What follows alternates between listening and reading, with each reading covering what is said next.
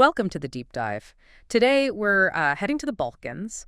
We're going to unpack a city that keeps popping up in traveler recommendations, Pristina, Kosovo. That's right. We've gathered a bunch of articles, reviews, traveler notes, basically. And our mission, really, is to pull out the key things.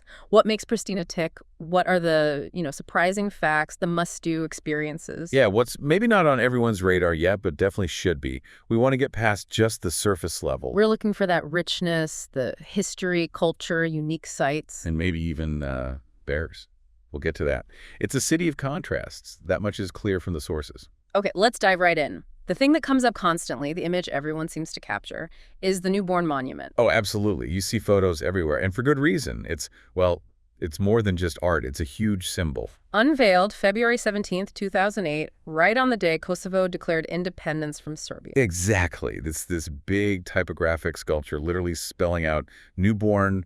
It represents the birth of the country. Powerful stuff. And it's right there in a prominent spot in front of the Palace of Youth and Sports. You can't miss it. But what's really fascinating, and the sources highlight this, is that it changes. It's not static. They repaint it, redecorate it all the time. Yeah, that's so cool. Like, the example given was for 2024, marking 16 years of independence. Right. They decorated it with symbols from 7 European countries. And that wasn't just random. It specifically highlighted countries where Kosovans can now travel visa-free. So it's constantly evolving, reflecting the country's present and its future aspirations. Really smart. It connects directly to the city's identity right now. Okay, another really significant landmark, also shaping that identity, is the Mother Teresa Cathedral. Visually striking and quite new. Construction was, 2007 to 2017? Yeah, pretty recent. And its dedication is important. Saint Mother Teresa is hugely revered there, especially among ethnic Albanians in Kosovo, regardless of their personal faith. She's a unifying figure. Architecturally, it's quite grand. New Renaissance Italian in style. That means big classical shapes. It's got that massive clock and bell tower, 230 feet or 70 meters tall. And that bright orange roof, you can probably spot it from far away. Beautiful stained glass, too. Inside, the sources mention a grand altar with a golden sculpture of Jesus. Entry's free, which is great. But here's a tip that kept coming up. Ah, yes. Climb the tower. Exactly. It costs a tiny amount, like $1.50, right? Maybe $1.60. And the payoff, sensational city views, apparently. A great way to get oriented. So you have newborn, marking recent history and the future, and then this major cathedral, symbolizing shared culture and faith, both completed around the same pivotal period. It really shows the layers, doesn't it? Definitely. And speaking of layers, if you want to go deeper into the past, Pristina has some incredibly old sites. Right. Like the Turb of Sultan Murad. Right. This one's quite unique. It's a mausoleum for the Ottoman Sultan Murad I. The one killed in the Battle of Kosovo way back in 1389. And this turb, this tomb, was built by his son, Beyazıt in the 14th century. Making it Kosovo's first example of Ottoman architecture.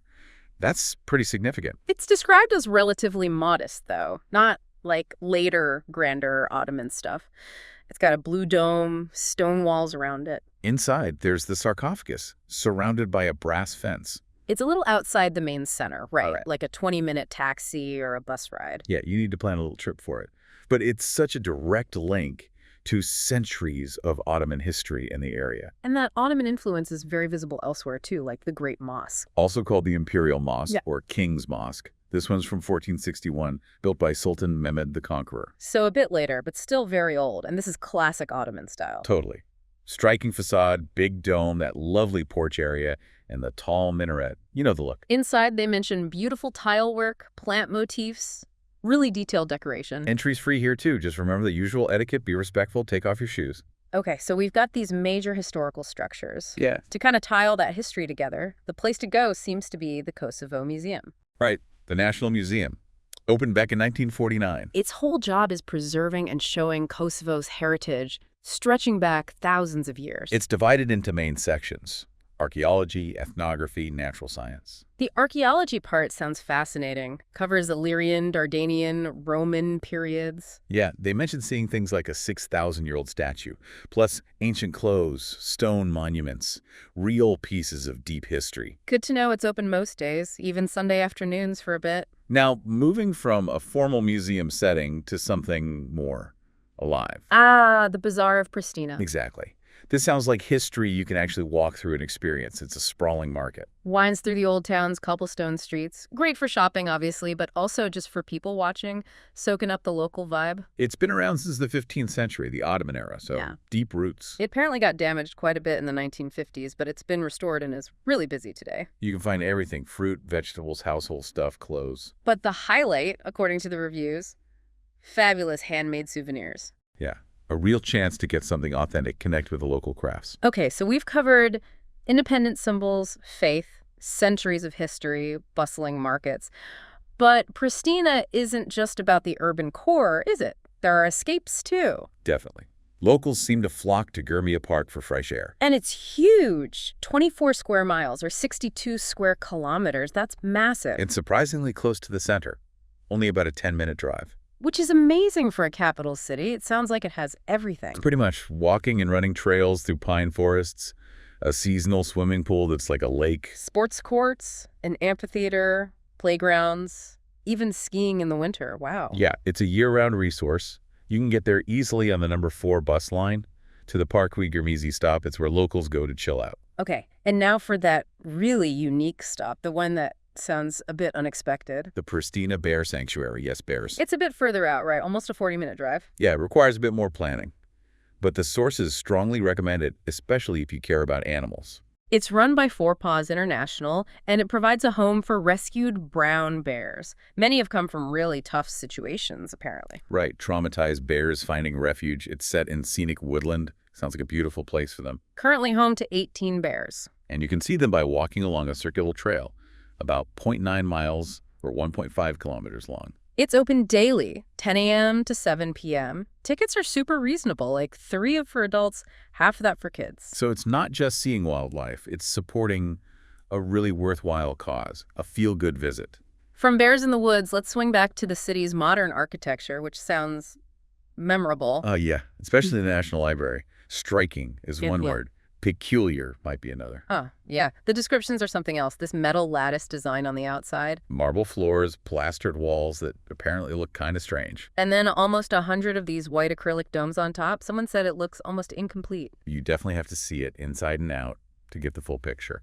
Inside, besides the weird walls, there's a huge collection, almost 400,000 books. It's open Monday to Saturday. It's one of those buildings that just makes you talk about it, I guess. And speaking of visual things scattered around the city, you need to look out for Pristina's street art. Right. Like a lot of European capitals now, it has a really active scene. How many artworks did that site mention? Over 215. Something like that, yeah. Street Art Cities tracks them.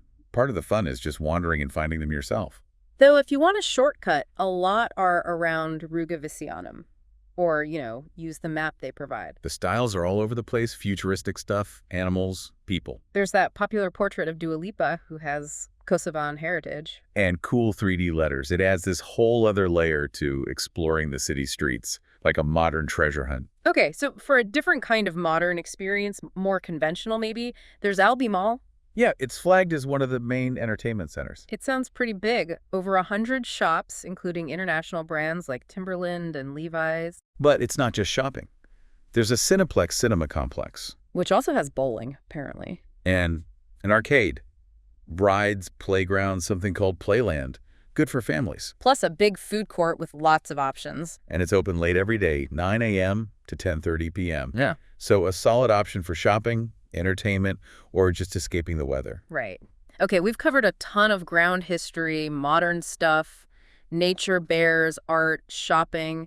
How do you actually put this all together when you're there? The advice that comes through really clearly is take a free walking tour. Yeah, that makes sense. Great way to get an overview and hear from a local guide. Exactly. They run daily, 10 a.m. and 4 p.m. Starting at the National Theater, ending near the Mother Teresa Cathedral.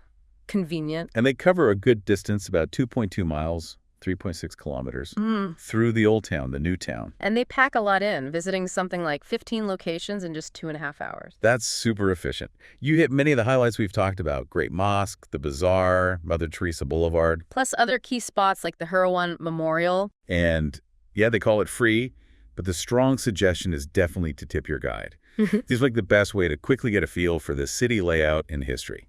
Good practical tip. And just quickly on practicalities, the sources also mention some popular places to stay. Right, accommodation tips. like Hotel Manami for a luxury option, Ruby Hotel Pristina for mid-range. and Pristina City Apartments if you're on a budget.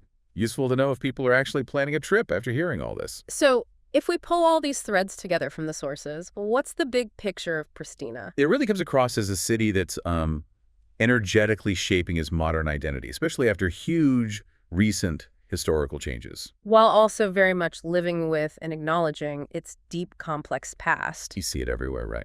Ottoman sites literally blocks away from 21st century independence monuments. The reverence for figures like Mother Teresa alongside really bold, maybe even controversial modern architecture and vibrant street art. Yeah, and having significant green spaces like Gurmia Park, and something as unique as the Bear Sanctuary, right near modern malls and ancient bazaars. It means there really is something for almost everyone. History buffs, culture vultures, nature lovers, architecture fans, shoppers. Or just people who are curious about a place that's clearly in the middle of defining its future. You can get a really rounded picture pretty quickly. It's not just one thing, it's dynamic, it's a mix. Which leads to a really interesting final thought, maybe. Go on. When you consider this specific blend, you've got the medieval turb of Sultan Murad, the 15th century Great Mosque. Then jump forward to the 2008 newborn monument, the Mother Teresa Cathedral, finished only a few years ago. And layer on top the, let's say, unique National Library and all that contemporary street art. What does that combination tell you about Pristina's journey, its place in the world now? How does a city manage to carry centuries of often difficult history while so actively building something completely new? It's about identity, resilience. How it chooses to tell its own story, maybe. Exactly. It's a question worth pondering. Perhaps the best way to find an answer is to walk those streets yourself.